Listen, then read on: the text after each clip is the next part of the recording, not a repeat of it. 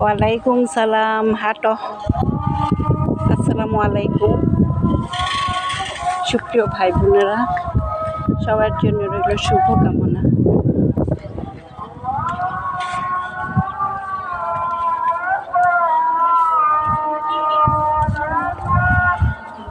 আজও আমরা যাচ্ছি একটা কাশবনে।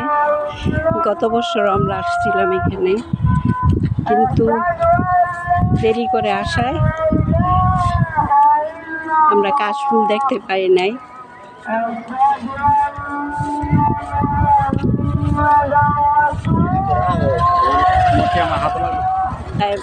এবার একটু আগেই চলে আসলাম। এবার গিয়ে দেখি কাশফুল দেখতে পাই কিনা।